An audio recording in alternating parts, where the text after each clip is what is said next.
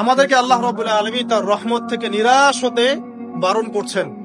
যে যত পাপ করেছে জীবনে, যদি একটা বার কেউ যদি আল্লাহ পাককে মন থেকে ডাকে, চোখ দিয়ে ঝরঝর করে পানি পড়ে, আল্লাহ পাককে বলে, সেজদায় গিয়ে পড়ে আল্লাহকে বলে, রব্বিক ফিরলি, আল্লাহ আমাকে মাফ করো, তার মনের মধ্যে যদি সততা থাকে, মন থেকে যদি সেই কথাটা বলে থাকে, আল্লাহ পাক শুধু তাকে ক্ষমাই করবেন না, তার সমস্ত গুনাহগুলোকে আল্লাহ নেকি দিয়ে পরিবর্তন করে দেবেন।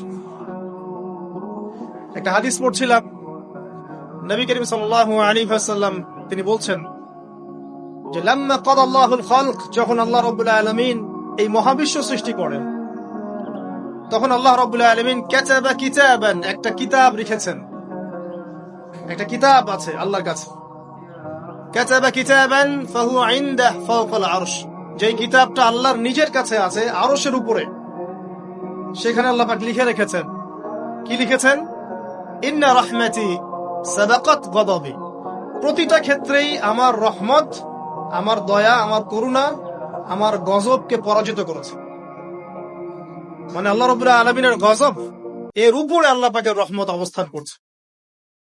জীবনের কোনো ক্ষেত্রে হতাশ হওয়ার কোনো সুযোগ নাই।